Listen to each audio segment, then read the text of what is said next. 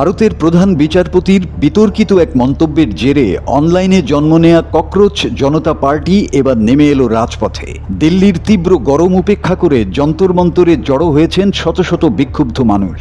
Net পরীক্ষার নজিরবিহীন প্রশ্ন ফাঁস এবং রাষ্ট্রীয় প্রতিষ্ঠানগুলোর ব্যর্থতার বিরুদ্ধে তরুণদের এই ক্ষোভ এখন রূপ নিয়েছে গণ আন্দোলনে।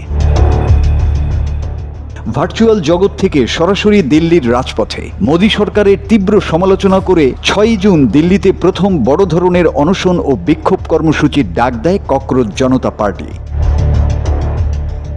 বিক্ষোভের মূল কেন্দ্রবিন্দুতে রয়েছে সাম্প্রতিক নেট পরীক্ষার প্রশ্ন ফাঁস কেলেঙ্কারি, যার কারণে কপাল পুড়েছে দেশের প্রায় 22 লাখ শিক্ষার্থীর। বিক্ষোভে অংশ নেয়া প্রশ্ন ফাঁসে ক্ষতিগ্রস্ত শিক্ষার্থী, বামপন্থী কর্মী, ব্যবসায়ী থেকে শুরু করে সাধারণ নাগরিক সবারই এক দাবি, কেন্দ্রীয় শিক্ষামন্ত্রী ধর্মেন্দ্র প্রধানকে এই ব্যর্থতার দায় নিয়ে অবিলম্বে পদত্যাগ করতে হবে।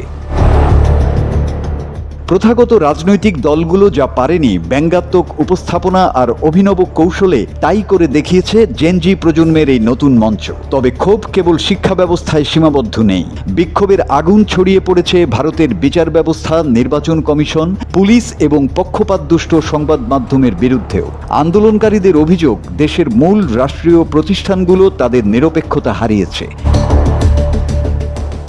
সমাবেশ রূপ নেয় তীব্র সরকার বিরোধী অবস্থানে। কর্পোরেট মালিকানাধীন সংবাদ মাধ্যমগুলোকে গদি মিডিয়া আখ্যা দিয়ে ধিক্কার জানায় জনতা।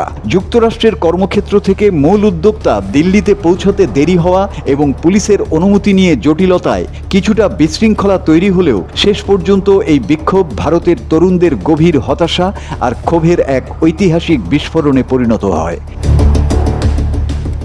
ককরোচ জনতা পার্টির এই প্রতীকী লড়াই ভবিষ্যতে কতটা রাজনৈতিক প্রভাব ফেলবে তা সময়ই বলে দেবে। তবে দিল্লির যন্তর মন্তর স্পষ্ট বার্তা দিচ্ছে, রাষ্ট্রীয় অন্যায়ের বিরুদ্ধে দেয়ালে পিঠ থেকে যাওয়া নাগরিকেরা এখন আর চুপ করে থাকবে না। Desk report, 24 hours Bangla.